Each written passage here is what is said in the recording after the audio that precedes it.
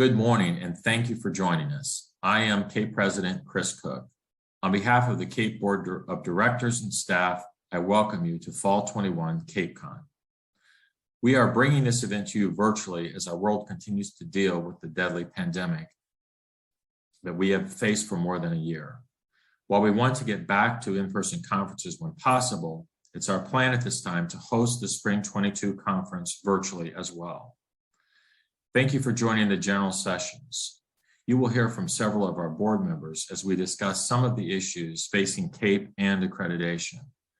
We will host two workshops, writing the self-study report this afternoon, and the second workshop, responding to the formative feedback and preparing for your review, will be tomorrow. These workshops are sold out, so we have added additional workshops in November. CAEP Accreditation is focused on continuous improvement. Like you, we work to continuously improve our work, our processes, and our training. We approved updated standards this past year, both at the initial and the advanced level, which our board approved in June. We have also developed a new workbook for you to use as you prepare for your review. You will notice some differences to the workbook from our previous handbooks. This is intentional, as it's meant to be a guide to help you in your work. Working remotely has provided us with new challenges and opportunities. We have moved our training platforms online and have been able to increase cross-training to increase efficiency, which has helped reduce delays. In addition, the CAEP Board is committed to diversity, equity, and inclusion. As we updated the standards, we made sure this was a common theme throughout. We also implemented implicit bias training for all of our volunteers and staff. CAEP formed from the merger of NCATE and TEAC in 2013. We've seen a number of changes over the years and are improving our work. There are currently about 700 providers in the CAEP accreditation system, with 423 of those being accredited under CAEP standards.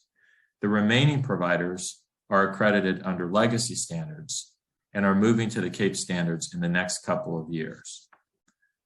The increased number of providers embracing the CAEP standards is encouraging.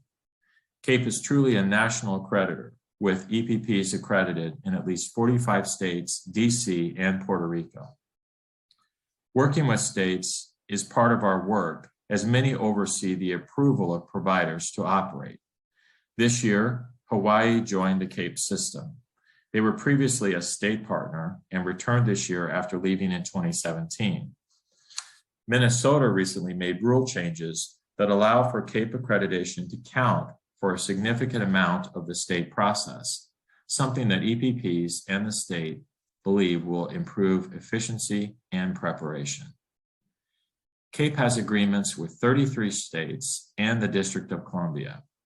These working arrangements allow for coordination between the state, CAEP, and providers.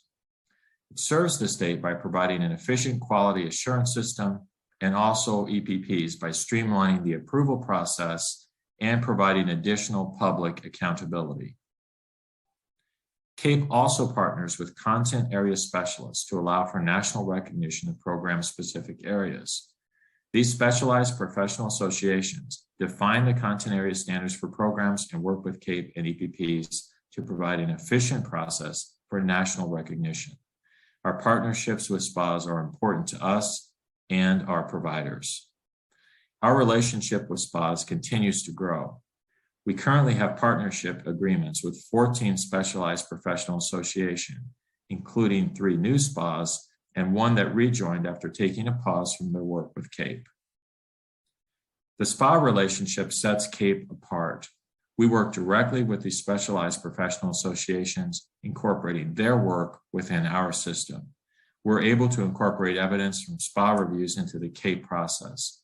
We are strong believers in content area expertise, and this is one way to work collaboratively with the field to develop that competence. Thank you for joining us for what will be a great conference. Now I would like to welcome our board chair, Karen Sims Gallagher, to say a few words. Thank you for taking the time to join us at Fall CAEPCon.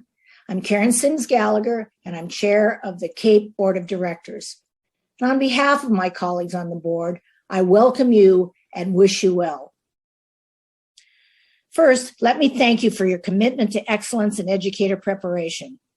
Preparing our future teachers is challenging under ordinary circumstances, and the environment we are working in today is anything but ordinary. Thank you for your flexibility and your commitment to doing what it takes to ensure that our candidates have what it takes to make a difference in the lives of K-12 students on their first day in the classroom. We have all adjusted our way of working together. CAEP has now completed more than 100 virtual visits. These reviews are being done remotely with reviewers and EPP staff and stakeholders participating in a virtual environment. These reviews are comparable to the on-site reviews we did prior to the spring of 2020, and we will continue to utilize this process in the foreseeable future. Like you, we have had to make some adjustments in our daily lives. CAEP staff have been working remotely for nearly 18 months. Like many areas of the country, the District of Columbia is still under COVID protocols that prevent being able to assemble in person, which has meant that our Accreditation Council and board meetings have also been held in virtual environments. Our Accreditation Council, who has the tremendous task of reviewing all of the cases that come before it, has reviewed and accredited 85 providers since this time last year. Their commitment to quality has allowed for this work to continue without issue. Also, our training has changed. Our last 2 summer trainings have been held virtually, and we receive very positive feedback from the volunteers who have completed it. Despite the adjustments we've had to make, our work must continue to move forward. The Board of Directors approved the revised initial standards last December and the advanced standards in June. During our June meeting, the board also approved changes to our Accreditation Council policy and procedures. We have a session coming up in a few minutes. We also made some important moves on our board to strengthen leadership moving forward. CAEP's commitment to equity, diversity, and inclusion is second to none. It is in our mission, and it is a priority for every member of our board. And that commitment is reflected in the CAEP professional staff who work every day to implement our mission, vision, and goals. The board's Equity and Diversity Committee is one of 2 standing committees the board maintains to support our work in this area, and that it is always moving forward. As we worked with the field in our comprehensive process to review our standards, we moved to implement equity and diversity components throughout the standards. We also worked hard to reach out to those EPPs who, as part of their mission, strive to support minority students in their journey to enter the profession. Of the 423 EPPs that have been accredited under the CAEP standards, 107 of them are historically minority-serving institutions. During our June board meeting, we had the task of selecting and appointing or reappointing members to the board of directors. During that meeting, we selected Veronica Corton to join the board. Veronica is a native of Harlingen, Texas, and serves as the assistant superintendent for leadership and innovation at Harlingen Consolidated Independent School District. In her role, she supports transformational initiatives while leading and growing leaders throughout the organization. She's a graduate of the University of Texas at San Antonio, where she earned a Bachelor of Science in Biology, and the University of Texas, Brownsville, where she earned a master's degree in educational leadership. She is currently pursuing a doctoral degree in educational leadership with the University of Texas, Rio Grande Valley. Also during our June meeting, we reappointed Dr. Anthony Graham. Dr. Graham is the Provost and Vice Chancellor for Academic Affairs at Winston-Salem State University. Prior to this position, Dr. Graham was a tenured full professor and Dean of the College of Education at North Carolina Agricultural and Technical State University. Dr. Graham holds a PhD and a Master of Education from the University of North Carolina at Greensboro and a Bachelor of Arts from the University of North Carolina at Chapel Hill. Additionally, he serves as the chairperson of Governor Roy Cooper's DRIVE Task Force, DRIVE standing for Developing a Representative and Inclusive Vision for Education. and Dr. Graham is co-chair of the University of North Carolina System Educator Preparation Advisory Group. In addition, we reappointed Dr. Lawrence Pasca to the CAEP board. Dr. Pasca is the executive director of the National Council for the Social Studies in Silver Spring, Maryland.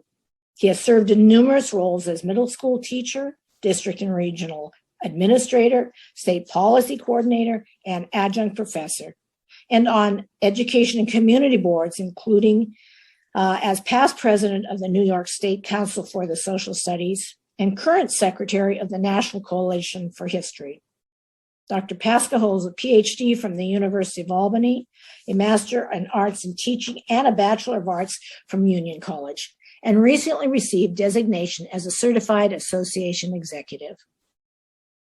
In addition to the appointments I just mentioned, we also selected Dr. Yu-Hong Rong to serve as the CAEP Board of Directors Vice Chair.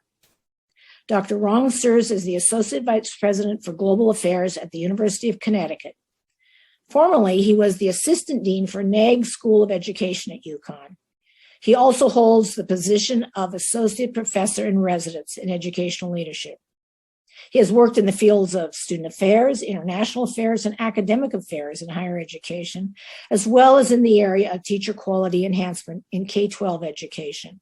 He has worked for EPPs and state departments of education and higher education, and has led CAEP site visiting teams to prominent American and international EPPs.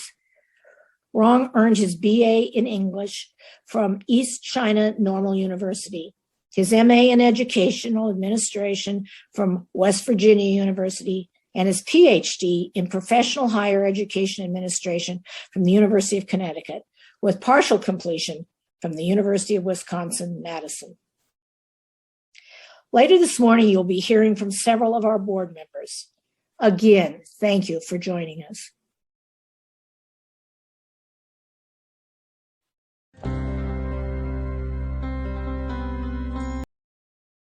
Hi, I'm Anthony Graham, Provost and Vice Chancellor for Academic Affairs at Winston-Salem State University, a historically Black college and university located in Winston-Salem, North Carolina, with a total enrollment of 5,200 students. We have the proud distinction at Winston-Salem State University as being the first historically Black college and university in the United States of America to offer teacher licensure at the elementary education level back in the 1920s.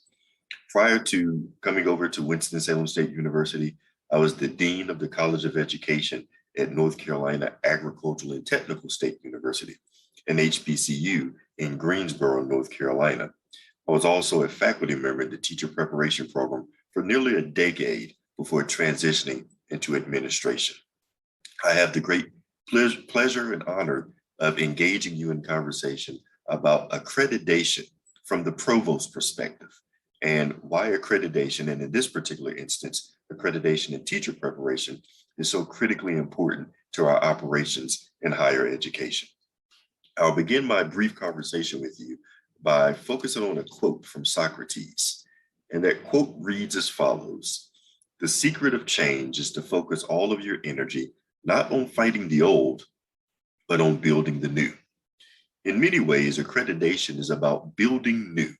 It's about engaging in thought processes, thought partnership around ways that you can evolve and grow and bolster your operations. It's about thinking about ways to improve what we do as an institution so that we are benefiting our students such that they are ready on day one when they enter their profession as classroom teachers in the PK-12 sector. So in many ways, accreditation matters because it provides us with evidence of impact.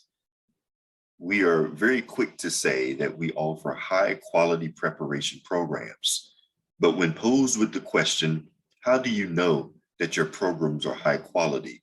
Oftentimes we don't have the answers. We don't have data to which we can point to support our assertions and our claims that our programs are of high quality. Accreditation helps provide answers, provides data so that we can say conclusively and definitively that our programs are of high quality.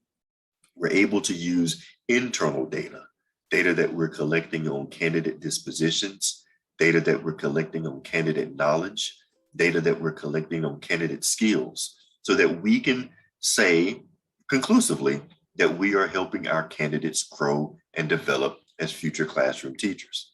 But we're also able to use external data, data that comes from employer surveys, or data that come from alumni surveys, or data that come from alumni or employer focus groups, data that might come from K-12 or pre-K-12 principals that will provide us input on whether or not our candidates are prepared to engage PK-12 youth, which is the most important thing in what we do. If our candidates are not prepared to engage pre-K-12 students so that we can move them forward and prepare them for career and college readiness, then we have issues on our hands. So as a provost, accreditation affords me the opportunity to question whether or not there is a return on the investments that we're making. The data that comes from these efforts internally and externally as a result of accreditation allows me to feel more comfortable and confident about what we're doing as a program. More importantly, it allows me to shine a light on areas where we're not performing well, so that we can begin to invest the appropriate finances and other resources so we can get better in that regard. With respect to accreditation, it's all about program improvement. It's all about thinking about our degree programs. It's about thinking about our curriculum. It's about thinking about the faculty who are teaching and the ways in which they teach. It's about thinking about stakeholder engagement, how we're partnering with pre-K-12 districts, but also how we're thinking about bringing industry into the conversation, because we know strong K-12 school districts lead to economic development and growth in our communities. So how can we bring different voices to the table for the benefit of our candidates in our teacher preparation programs, but also for the benefit of our community? And most importantly, this process is peer reviewed. It allows us to hear from our colleagues from across the nation who can visit with us, not to criticize, but to critique, who can lift up things that we're doing well and share our story across the nation and the world, but also shine a light on areas where we need to pay additional attention, and how we can collect data to think about ways to improve what we're doing within our programs. And most importantly, how we can close the loop, how we can take the information and the evidence that we're analyzing and studying, the execution of our programmatic strategies, to figure out whether or not what we do really is meaningful and significant to the preparation of our candidates as they enter pre-K-12 classrooms. So I'm always available to engage in further conversation. Accreditation is critically important from my vantage point, but this is my perspective. If you'd like to talk more with me about accreditation and why it might benefit you and what you're doing at your institution, by all means, please reach out to me. I'm accessible and always ready to engage in a conversation. Thank you for allowing me to engage you, and please enjoy the remainder of Cape Con.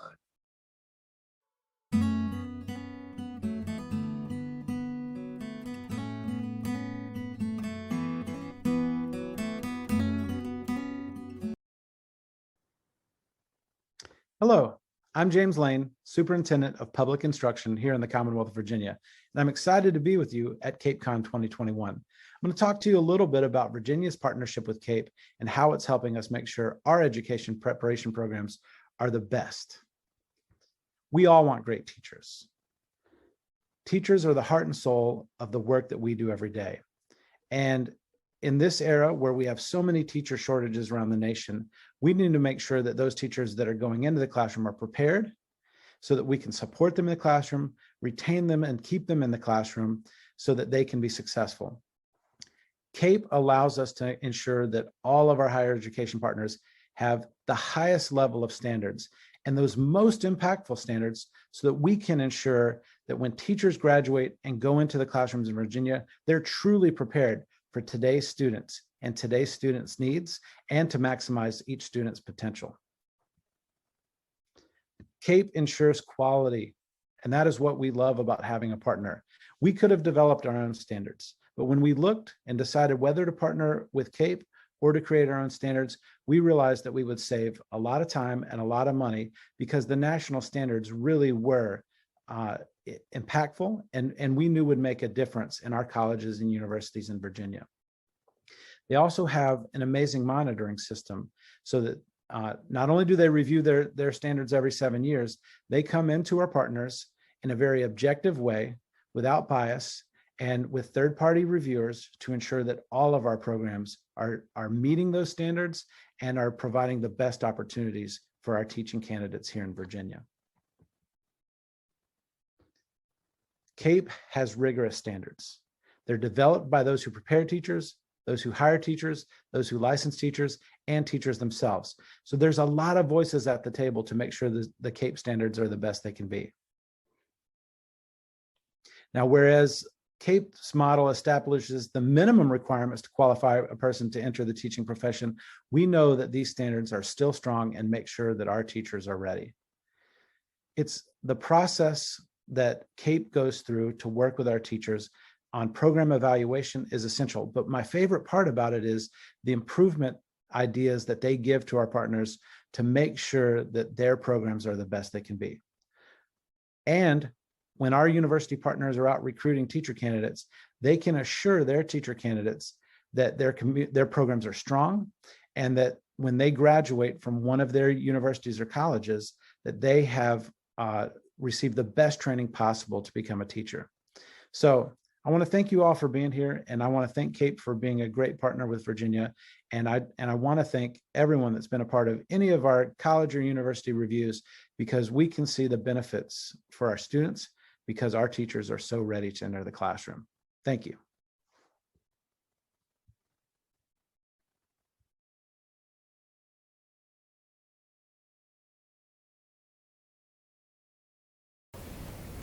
Hello, I'm Dr. Cassandra Herring, President and CEO of the Branch Alliance for Educator Diversity, Branch Ed for short.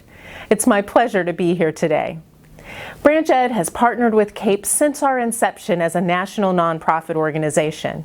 Over the past 18 months, we've experienced even more intensely the power of partnership in our respective work, in our collaborations with one another, and across the field. One thing that we are most proud of is the opportunity to have partnered with CAEP to develop its new standards. Standards that make sure diversity and equity are explicitly treated and not given a back seat.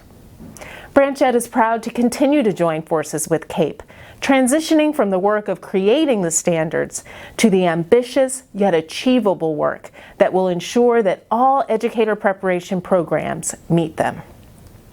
In a few minutes, I'll talk more about the critical role that CAEP's new accreditation standards are playing in increasing diversity, and most importantly, why this extra effort is worth it. But first, I'll start with the basics of why diversity is so important.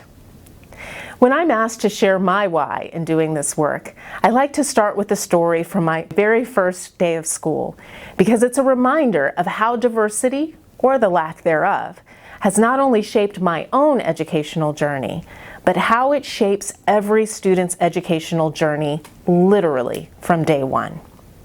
On my first day of first grade, I was so excited to go to a new school.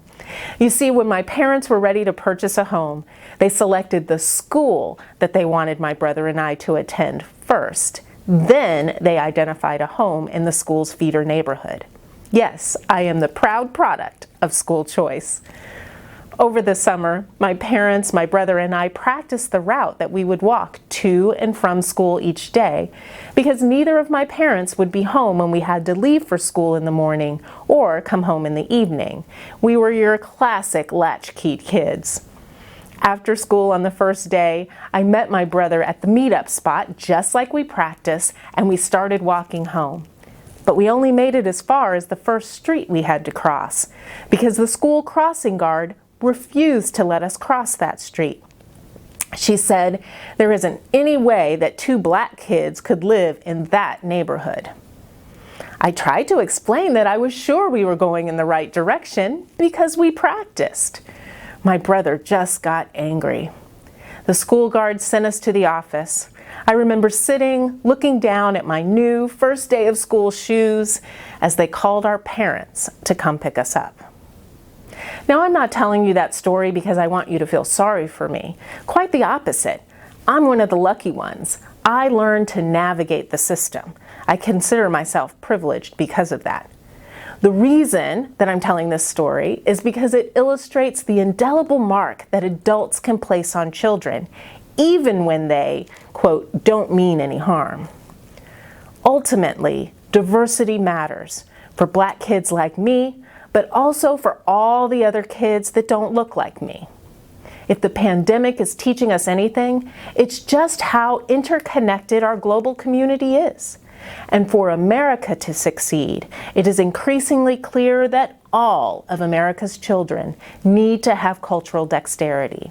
Our children will be global citizens in ways that we have yet to imagine. Many will live, work, and learn in communities in which there is no majority racial or ethnic group.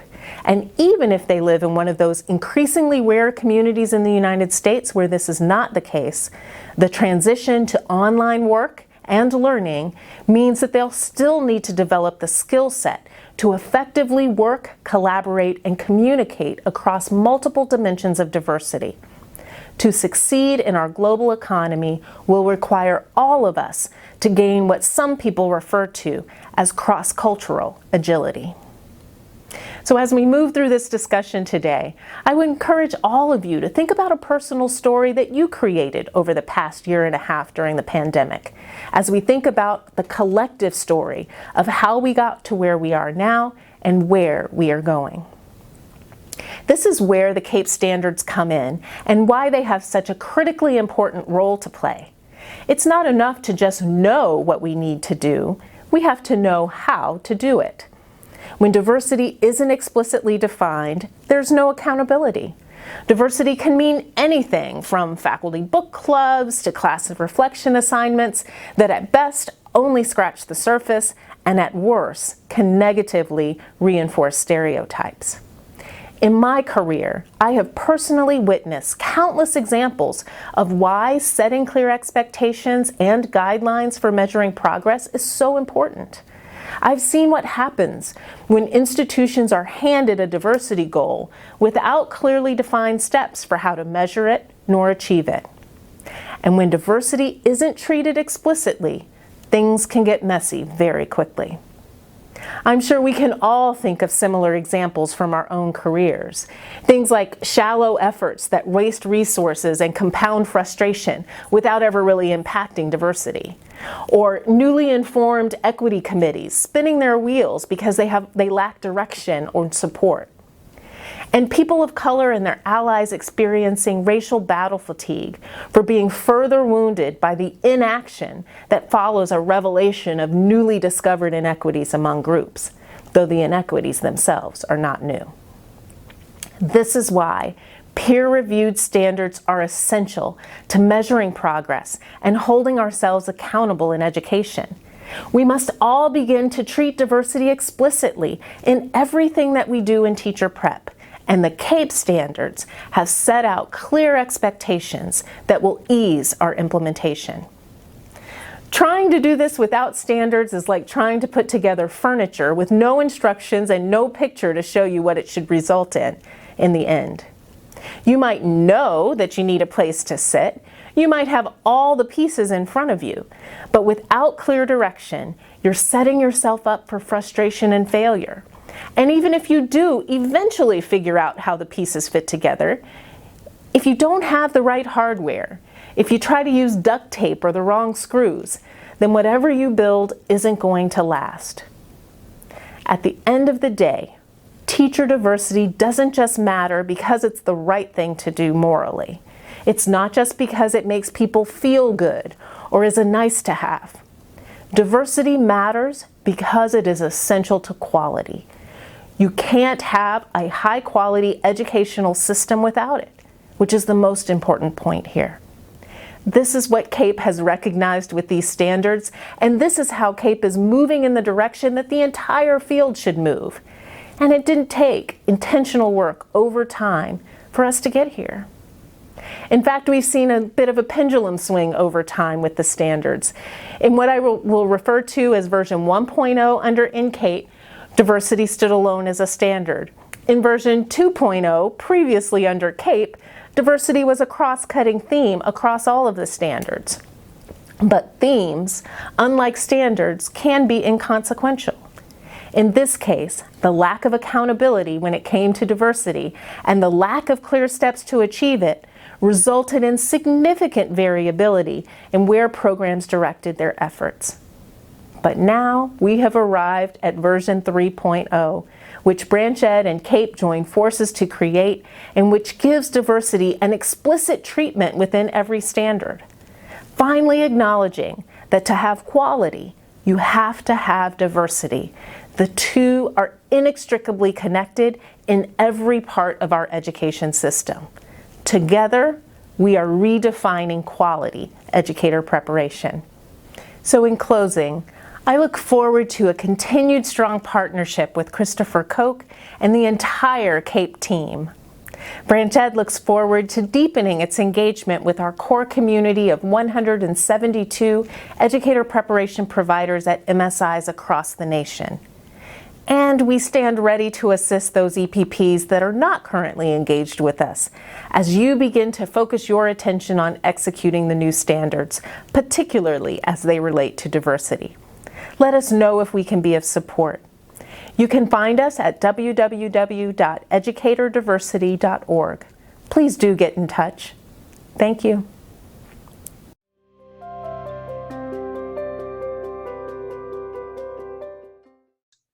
I am Norrin L. Moffitt.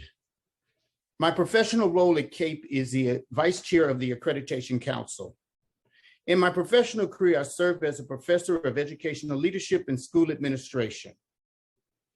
Today, I have the honor on behalf of the AC Council to present an update from the Accreditation Council.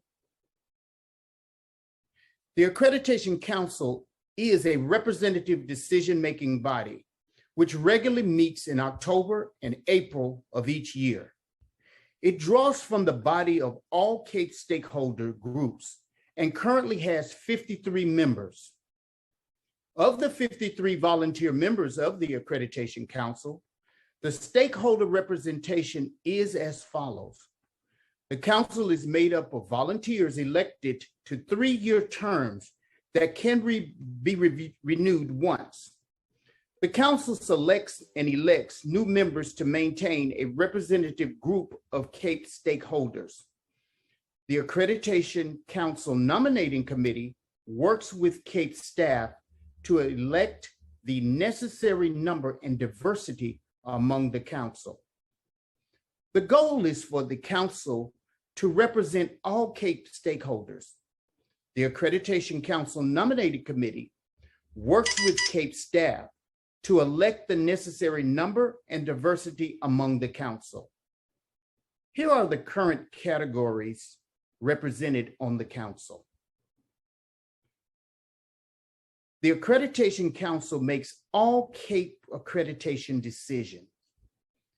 Evaluation teams, formerly called site visit teams, make accreditation recommendations to the council and support those recommendations with their site review report, formerly called site visit report.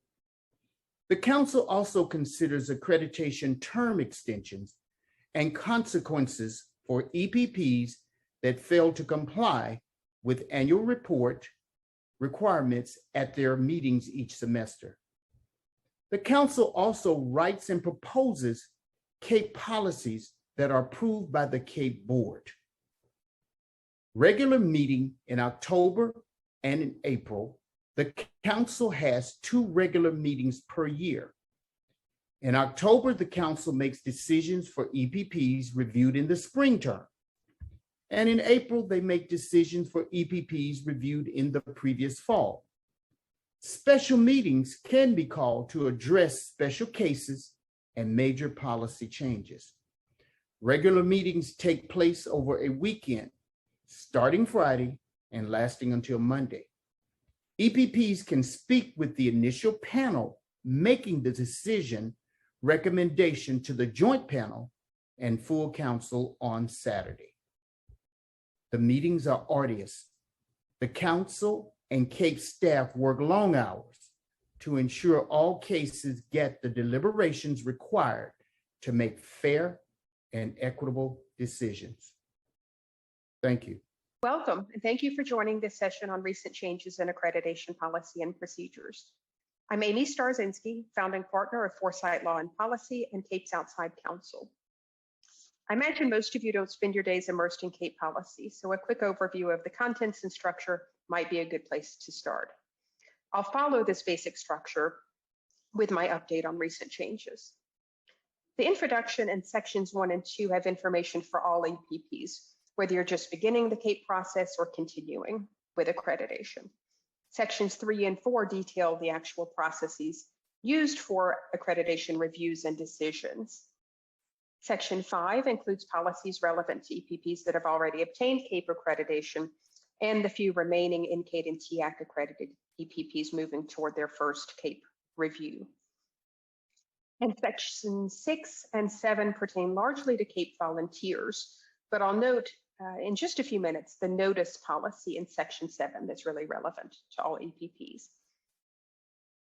With a major rewrite of policy concluded about a year ago, CAEP made some changes in terminology to align with the terms used in federal regulations and for clarity. A number of these are shown on the slide. Many of them have been made to really, in addition to aligning with federal policy, to acknowledge CAEP's expansion of policy around virtual site reviews. It's probably understood from my comments on the last slide, but just to be sure, I'll note that previously a virtual site review was permitted in special situations, but it necessitated a waiver of several provisions of policy. Now, virtual reviews are fully authorized and considered regular reviews. To get into some of the policy revisions specifically, I'll start with section 2, the scope of accreditation and general provisions. 2.5.01 doesn't really establish any new requirements. It just makes more explicit 2 requirements that have been embedded in CAEP's processes. An EPP must establish its own expectations for the achievement of academic quality and indicators of student success. The EPP must make evidence of student success public, at least annually, in aggregate form. Policies 3.2.13 and 4.1.12 detail the range of accreditation decisions that can be made by the Accreditation Council and the conditions imposed on EPPs found to have AFIs and serious deficiencies. I'll focus on the serious deficiencies. That's where the recent changes have occurred. Any serious deficiency is written up as a stipulation, which must be completely corrected by the end of the 2-year accreditation with stipulations term. If an EPP fails to meet a standard, the standard must be met, and any stipulations on other standards must be completely corrected, also at the end of the 2-year probationary accreditation term. The change recently made in policy allows an EPP to continue in accreditation with stipulation status for a subsequent 2-year term if there's evidence of progress, yet not full completion or full correction of the stipulation. An EPP's probationary status may not be continued beyond the 2-year mark. An EPP has to meet the standard or face revocation. Policy 5.4.01 on substantive changes adds a new substantive change that I refer to as the outsourcing provision. Any change in a course or program which results in a course or program being provided by an entity other than the EPP must be disclosed consistent with the substantive change policy. And then, of course, we've all learned a lot of new lessons in the past 18 months or so. One of them clearly is the need to anticipate changes and to provide flexibility where possible. There are 3 tools for flexibility within Section 5 of the policy.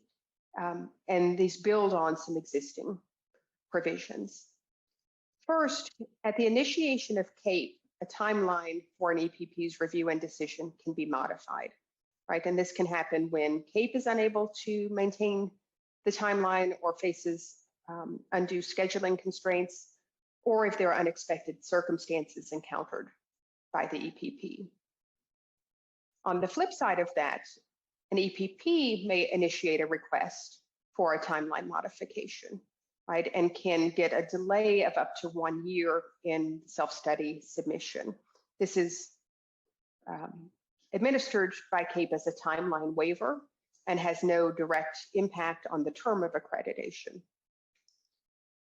We do know, though, as has long been the case, that sometimes the term of accreditation needs to change due to extenuating circumstances. So the good cause extension policy remains in place. A good cause extension of up to a year can be approved by the CAEP President. If an extension of more than a year but less than 2 years is needed, those requests go to the Accreditation Council. There must be evidence of support from the state or of other governing authority for that request, and appropriate documentation of the justification for the request. And now I'll come back to the notice requirements. And these are requirements on both CAEP and EPPs following any accreditation decision. These provisions have been consolidated now in a single place in policy. That's policy 7.9.02. And they've also been expanded a little bit in significant ways. So let me touch on those briefly. Historically, CAEP only provided public notice and notice to other entities after a final decision for adverse action, revocation or denial. To align with federal requirements, CAEP has expanded this policy to require notice of the initiation of adverse action, like before any appeal takes place. So CAEP will, no later than 30 days after the initiation of an adverse action decision, provide notice. And within 1 day of providing notice to the EPP, state, U.S. Department of Education, or others as appropriate, CAEP has to notify the public. CAEP will, within 10 business days, provide notice to the appropriate state or other licensing agency of receipt of a withdrawal by a CAEP EPP or voluntary lapse of accreditation. And with lapse, it's 10 days after the actual date of lapse. And then there's 2 provisions in policy 5.9.02 that describe the duties that fall upon EPPs for notice. Right, so within 7 days of receipt of a notice from CAEP of a decision for probationary accreditation, revocation, or denial, the EPP must notify all current and prospective students of that decision. And then no later than 60 days after that point, the EPP is required to disclose the decision to its programmatic or institutional accreditor, and if CAEP is recognized by the U.S. Department, also to the U.S. Department of Education. That disclosure may include a statement from the EPP explaining the decision and status. And then finally, a few comments on looking ahead. I've mentioned several times the virtual site review that is now commonplace and a regular site review. CAEP is awaiting guidance from the U.S. Department of Education. The Secretary freed up accreditors to conduct fully virtual reviews during the pandemic. However, they may require a follow-up on-site visit following any virtual site review, or they may ultimately try to limit the use of virtual site reviews. And a final note, the Accreditation Council and the Policy Committee of the Council regularly consider ways to improve accreditation policy and process. Your feedback and suggestions are important and welcome by the committee. Thank you very much for your interest and hope you have a good day. Thank you, Amy, and thank you for all of you for joining us. I am Yuhan Rong, Vice Chair of the CAEP Board of Directors, and I am here to announce the recipient of this year's Frank Murray Leadership Recognition for Continuous Improvement. This honor is named after the founding president of the Teacher Education Accreditation Council, which was one of the forerunners of CAEP. CAEP was created by the merger of TIAC and NCAEP. Frank Murray was an initial member of the CAEP Board of Directors and was a leading advocate for a single set of standards to unify teacher preparation. He was a leader in the move to consolidate TIAC and NCAEP into CAEP. Frank Murray also served as the Dean of the College of Education at the University of Delaware from 1979 to 1995. I must add, personally, I had the honor and the privilege to meet and work with Frank Murray when I worked for the State Department of Higher Education in Connecticut. Recipients for this honor were granted accreditation by CAEP at the initial level over the past year. They provided a full complement of evidence with demonstrated data trends and no plans. Recipients had no stipulations or areas for improvement. Those providers advanced equity and excellence in educator preparation through the purposeful use of self-study procedures and evidence-based reporting. The recipients of the 2021 Frank Murray Leadership Recognition are as follows. Arkansas Tech University,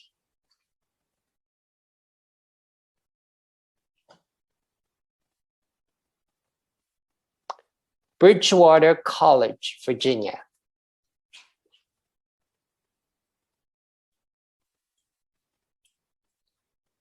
Caldwell University, New Jersey,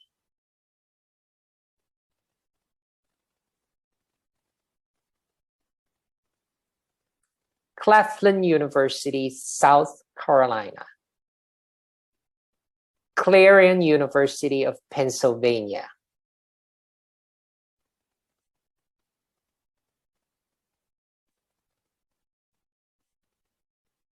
Clark Atlanta University, Georgia,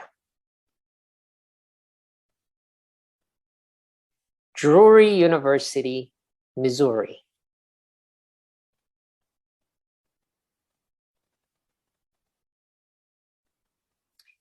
Eastern Mennonite University, Virginia,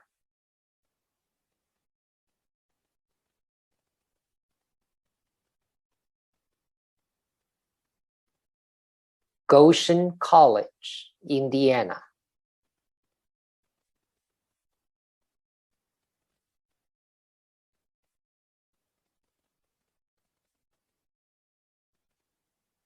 Indiana University Northwest,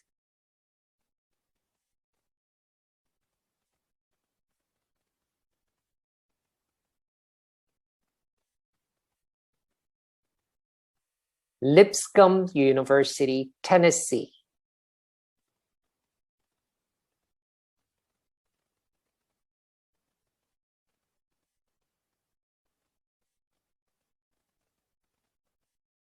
Oakland University, Michigan,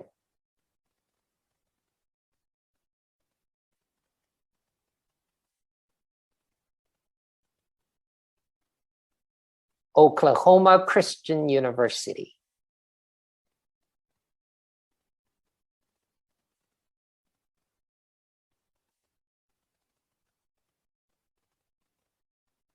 Southwestern Oklahoma State University,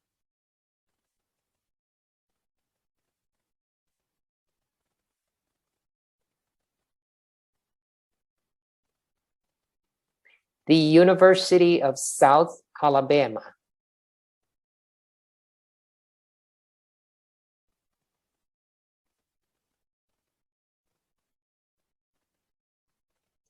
the University of Tampa, Florida,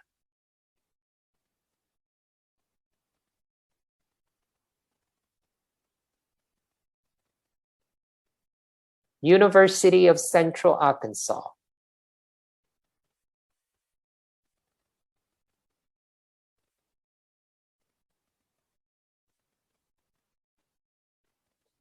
University of Charleston, South Carolina,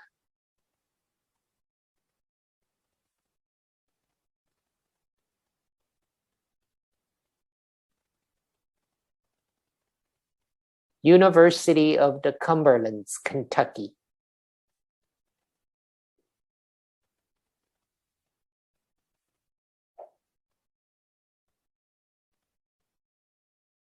University of Missouri, Columbia,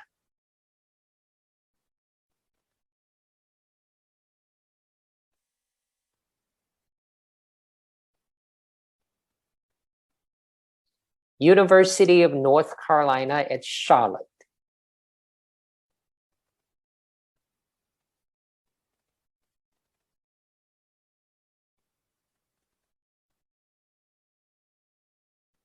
University of Portland, Oregon,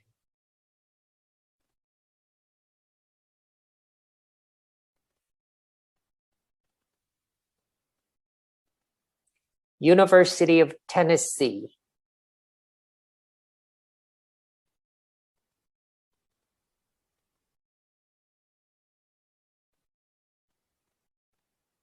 William Patterson University, New Jersey,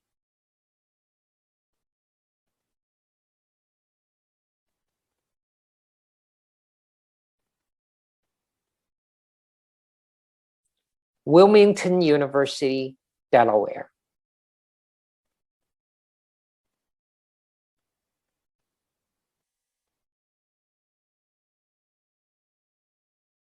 Zayed University, United Arab Emirates,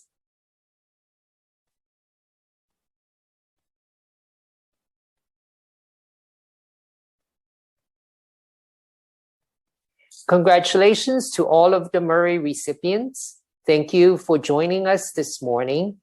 The first workshop will begin later today, and we'll have a second workshop tomorrow for those who have registered. Thank you, and we look forward to seeing you at our next virtual CAEPCon in spring 2022.